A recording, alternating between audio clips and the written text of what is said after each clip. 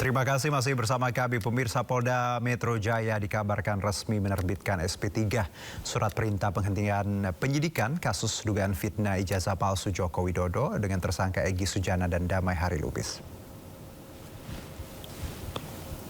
Pemirsa, inilah surat pemberitahuan terkait SP3 yang diterbitkan untuk Egy Sujana. Penyidik mengakomodasi permohonan para pihak yang menempuh jalur perdamaian melalui mekanisme restoratif justice atau keadilan restoratif.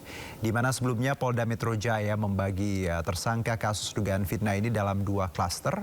Pertama 5 tersangka yaitu Egy Sujana, Kurnia Tri Rohyani, Damai Harilubis, Rustam Effendi dan Muhammad Rizal Fadila. Sementara klaster kedua Roy Suryo, Rismon Sianipar, Tifauzia Tiasuma alias Dr.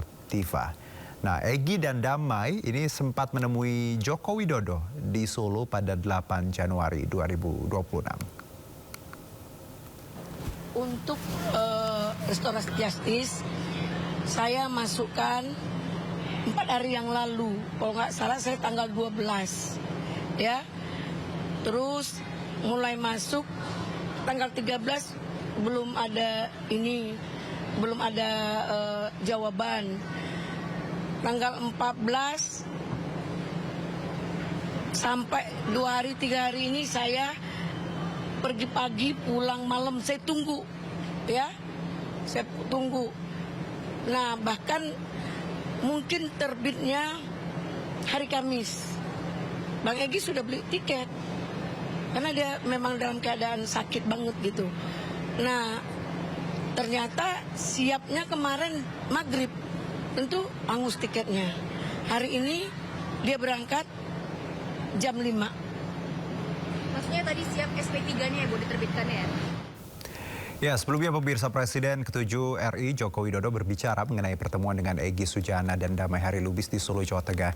Jokowi menyatakan pertemuan membahas restoratif justice atau permohonan damai dari Egy.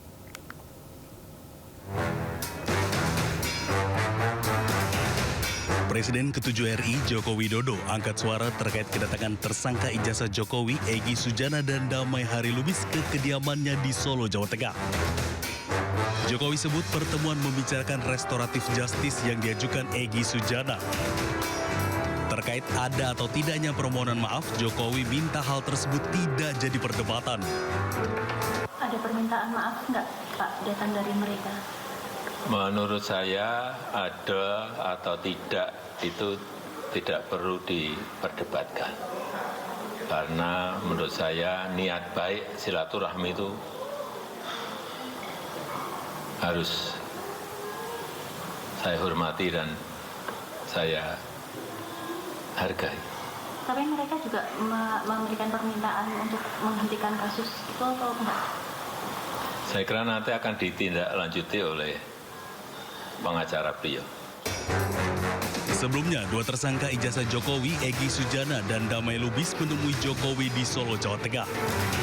Dalam pertemuan itu, Egy Sujana disebut meminta maaf dan ajukan restoratif justice atau permohonan damai. Dari Solo, Jawa Tengah, Septiantoro, iNews melaporkan. Ya, pemirsa, ada pihak yang bertanya soal keaslian ijazah ketika seolah yakin konsisten dengan bukti yang sah. Namun terbitnya SP3 dan pertemuan di Solo, mungkinkah dinamika ini membuat gerak atau upaya pembuktian ijazah menuju gelisah? Nah, untuk membahasnya langsung kami sudah terhubung dengan tersangka dugaan fitnah ijazah palsu Jokowi, Bang Roy Suryo, dan juga pakar hukum pidana Profesor Suparji Ahmad. Assalamualaikum, Prof. Bang Roy.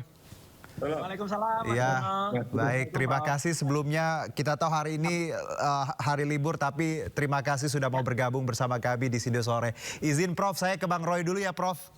Ya, Bang Roy, ini kan udah ada SP3 nih ya, dan kita tahu mungkin ada hubungannya dengan kunjungan 8 Januari lalu ke Solo. Bang Roy nggak mau berkunjung ke rumah Pak Jokowi juga atau seperti apa, Bang? Saya, ya Allah, kami bertiga ya, saya, Dr. Rismon, Dr. Tifa, itu tetap menegakkan amanah yang sudah kami terima dari rakyat. Jadi kita harus membuktikan ya kepalsuan 99,9% dan menaik.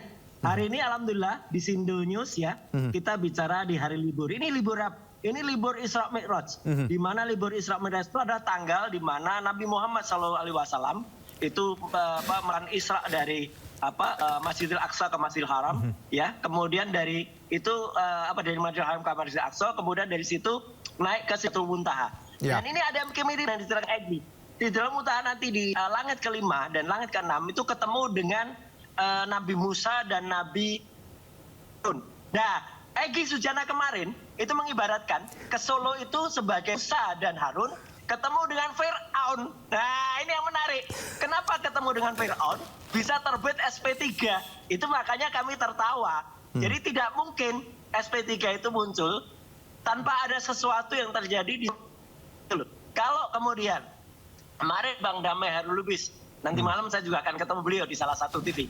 Itu mengatakan kalau tidak ada permintaan maaf. Egy Sujana siang tadi itu masih sempat WA saya dan memberikan khusus ke saya, Brother Roy, ya gitu. Terus perjuangan. Ya udah, ya saya akan terus berjuang menegakkan ma'ruf nahi munkar yang sudah kami dapatkan dari rakyat. Dan sekali lagi Mas Juro, kami tetap akan terus dan saya tahu ada yang takut menuju persidangan. Karena kalau nggak takut, di Solo kemarin pada sidang CLS harusnya dia hadir atau harusnya ijazahnya hadir. Ijazahnya tidak bisa ditunjukkan. Alasannya masih disita Polda Metro. Kan aneh. Rakyat nunggu-nunggu ini. Padahal di Solo kemarin Bang Roy, ditunjukkan ijazah asli tahun 85. Iya Mas Juro. Ini kalau bicara hubungan Bang Roy dengan Pak Egy dan juga Damai seperti itu. Seperti apa sih Bang? Ya. Bang Roy kecewa nggak ketika di tengah jalan tiba-tiba ditinggalin gitu? Ya, saya sih senyum saja ya. Ibaratnya kalau dalam suatu kapal, saya kan memang menjadi ahli. Saya, Dr. Resmond, Dr. Tifa, itu kan ahli yang diminta secara resmi oleh TPUA ketika pelaporan Dumas tanggal 9 Desember 2024 yang lalu. Dan di tengah jalan tiba-tiba pelapornya sendiri, misalnya adalah meninggikan kapal, loncat ke laut gitu ya. Ya udah, nggak apa-apa, kita harus meneruskan aja. Tapi sekali lagi Bang Juno, dari yang saya paling dalam, saya tetap mengapresiasi apapun langkah yang dilakukan Egy dan juga Bang DHL ya. Saya tetap menghormati mereka. Mereka mencari jalan sendiri silahkan. Tapi yang jelas kami tetap solid, kami tetap kompak bersama Kurnia Triroyani, bersama Rostam Edi, bersama juga Pak Rizal Fadila dan insya Allah bersama masyarakat mengejar sampai kami bisa membuktikan. Dan kalau ditanya soal apakah kami sebenarnya sudah dengan terbitnya buku Jokowi paper ini kan sebenarnya sudah clear bahwa porsi ijazah itu sudah selesai. Sudah 99,9% kita bisa pastikan itu adalah palsu. Itu Mas Ino. Oke, baik. Saya ke Prof. Prof, kalau kita bicara dinamika yang terbaru, Prof, ada SP3 termasuk restoratif justice sebelumnya. Kalau dari pandangan Anda, Prof, pendapat Anda, bagaimana restoratif justice dan pertemuan kemarin akhirnya bisa mempengaruhi penerbitan SP3 ini, Prof? Ya, memang sebagai salah satu alasan untuk terbitnya SP3 adalah jika satu perkara yang didasarkan pada sebuah pengaduan dan pengadu mencabut perkaranya tadi itu, ya, laporannya, aduannya dicabut, maka bisa menjadi dasar untuk demi hukum terbitnya SP3. Yang menarik kan adalah mengapa kemudian mencabut aduannya. Nah, karena adanya keadilan restoratif, ya, adanya upaya pemulihan hubungan yang dalam KUHP yang baru itu pasal 79 sampai 88 diatur. Nah, bahwa setelah ada pertemuan di Solo, mungkin saling pengertian, mungkin menjadi lebih baik, menjadi harmonis, dan juga mungkin meminta supaya perkara dihentikan dan syaratnya dihentikan supaya aduannya dicabut, makalah dicabutlah aduan tadi itu dan akhirnya diterbitkanlah surat perintah penghentian penyidikan. Nah, tentunya atas surat perintah penghentian penyidikan tadi itu yang menarik adalah apakah ini akan mengakhiri perkara penemuan kebenaran tentang ijazah asli atau palsu. Saya kira belum berakhir karena Mas Roy dan kawan-kawan masih keluar dan harapannya adalah ini tidak anti klimaks gitu ya. Jangan sampai Mas Roy juga terpancing untuk ikut meminta keadilan restoratif dan akhirnya berhenti perkaranya. Kita bukan ngompor-ngompori, bukan memprovokasi, tapi kan supaya kemudian masyarakat mendapatkan pembelajaran yang baik gitu loh. Bahwa akhirnya kalau kemudian diselesaikan secara perdamaian dan kemudian tidak terungkap kebenaran yang sebenarnya, maka kan masyarakat menjadi akhirnya alergi, ya. Karena apa? Karena sudah begitu panjang perjalanannya, tetapi tentang kebenaran yang sebenar-benarnya tidak terwujud. Ya, kita bukan menginginkan ini sampai ke pengadilan, tetapi yang kita inginkan adalah terwujudnya sebuah kebenaran. Dan bahwa salah satu representasi kebenaran adalah berdasarkan putusan pengadilan. Kalau sekarang ini dengan adanya SP3 kan kita tidak tahu ijazah ini sudah asli atau masih palsu, kita tidak tahu. Karena memang persoalannya adalah secara kertas yang berubah ijazah itu yang kita perdebatkan. Bahwa kemudian ada keraguan, ada kesangsian, itulah yang sudah dijawab melalui pengadilan nanti. Gitu, ya. Baik, Prof, berarti sekali lagi bahwa penegasan ketika ada pertemuan kemarin, walaupun kedua belah pihak tidak mengakui ada saling memaafkan, Anda melihat bahwa sebenarnya pertemuan itu adalah pasti di dalamnya ada kunci tadi ya, Prof, ya memaafkan satu sama lain gitu, Prof, pasti. Ya, pasti ada saling pengertian. Karena keadilan restoratif tadi itu tujuannya adalah memulihkan hubungan. Setidak-tidaknya kan semula renggang, kemarin menjadi dekat secara fisik kan itu. Karena ketemu secara fisik kan, secara geografis ketemu kan. Berarti kerenggangan secara fisik terpenuhi, dan kemudian apakah secara hati atau batin kemudian saling memaafkan, mungkin tidak ada dipersoalkan. Tadi Pak Jokowi juga mengatakan kan, soal permohonan maaf tidak perlu kemudian diperdebatkan secara panjang lebar. Faktanya adalah mereka sudah ketemu, dan pertemuan itulah yang kemudian menjadi dasar untuk mencabut aduannya dan menjadi dasar untuk keluarnya SP3. Inilah yang kemudian masih sekali lagi menjadi misteri, dan kita tentunya tidak menginginkan negeri ini tambah dengan misteri-misteri baru. Bahwa kita ingin ya para pencari keadilan sungguh-sungguh memperjuangkan keadilan, karena ini pasti menimbulkan tanda tanya, ada apa?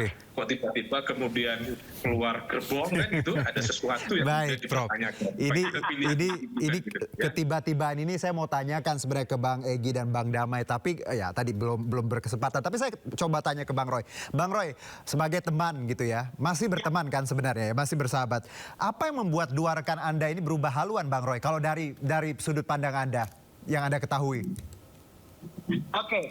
Sebagai sahabat ya, nyatanya tadi siang Egy masih japri ke saya dan menyebut saya sebagai Brother Roy.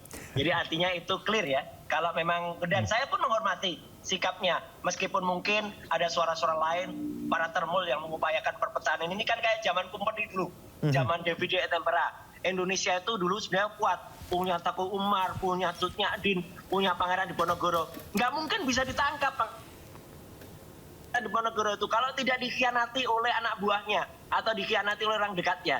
Jadi ini harus kita buktikan ada apa? Kita harus membersihkan orang-orang yang mungkin kalau dalam istilah pewayangan itu sengkuni ya. Sengkuni itu pengkhianat. Tapi oke lah, lepaskan soal sengkuni, lepaskan soal pengkhianat. Saya tetap menghormati mereka. Meskipun kemarin pernah saya tanyakan, Bang, Anda masih menjadi pejuang atau sudah jadi pecundang? Ya gitu, itu tegas saya WA-kan juga. Dan kemudian saya dijawab dengan tadi itu, selamat berjuang Brother Roy. Tapi artinya gini, indikasi-indikasi itu sebenarnya sudah ada, Mas Yuno. Beberapa waktu lalu, nyatanya 15 Desember, Bang DAL itu konon kan sempat sudah mengirimkan surat untuk supaya dia dibebaskan sendiri. Demikian juga Bagi. Nggak apa-apa, itu hak mereka. Kita dengar pengacaranya, Eli Daneti mengatakan tanggal 12 atau tanggal apa, mengirimkan surat RJ. Tapi ini yang menarik ya, Prof. Arji nanti juga bisa mencermati, bahwa dalam surat ketetapan SP3, kalau kita baca, pertimbangannya itu lucu. Karena pertimbangan di atas itu adalah surat laporan dari misalnya Jokowi, Lecumanan, Kamis Samuel Sweken, kemudian Adi Kurniawan, bla bla bla bla. Kemudian langsung meloncat di bawahnya tiba-tiba SP3.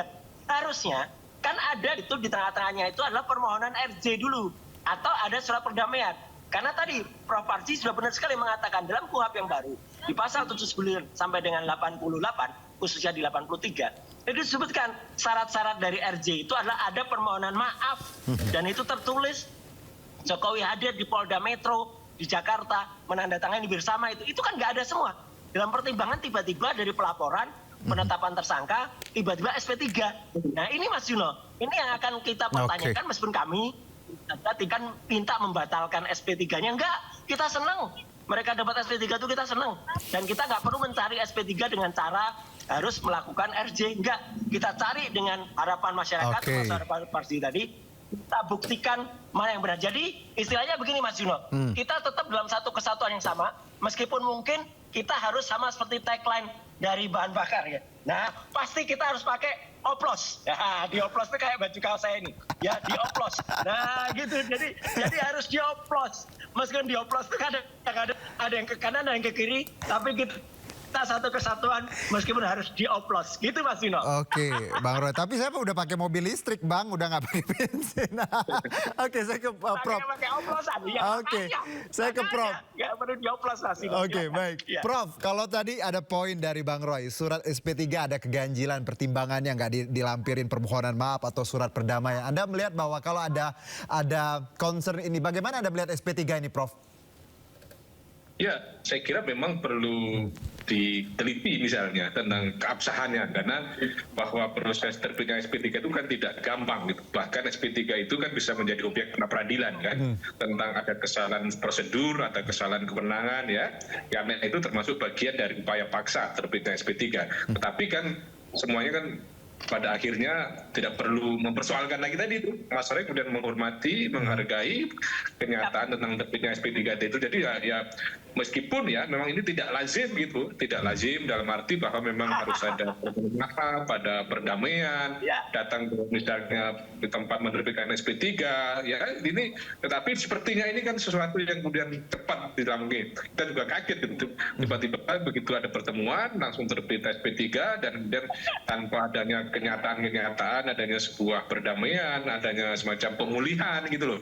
Apakah dengan didatangi itu sudah pulih ya harkat martabatnya bagi seorang pengadu atau pelapor? Karena sekali lagi bahwa orientasi dari keadilan restoratif adalah memulihkan gitu loh. Apakah sudah senang dikunjungi, nama-namanya begitu dikunjungi langsung senang, langsung luluh hatinya, dan akhirnya terbitlah SP3. Itulah yang sebetulnya sebuah apa ya, tanda petik kedoliman yang menjadi kelaziman. Itu yang berbahaya menurut saya gitu lah. Gitu. Baik Prof. Bang Roy, singkat saja kata-kata hari ini untuk Egy dan Damai. Ya, karena beliau sudah WA ke saya, maka saya bilang kami akan terus berjuang, karena Kota selalu berjuang, Bro Roy. Saya juga jawab, kami akan terus berjuang demi amanah yang sudah dititipkan rakyat kepada kami. Insya Allah kita menang, apalagi ini hari suci Isra Mi'raj. Dan nggak akan ke Solo, Bang? Enggak, kita mungkin akan ke Masjidil Aqsa aja atau ke Masjidil Haram. Iya, makan tengkleng aja nanti gitu ya. Makan soto aja di Solo. Baik Prof, Bang Roy terima kasih untuk bincang singkatnya di hari libur ini. Bang Roy juga lagi di jalan, hati-hati di jalan Bang Roy, selamat beraktivitas. Prof, terima kasih banyak, sehat-sehat semuanya, selamat Isra Mi'raj. Ya, semuanya terima kasih Prof. Terima kasih.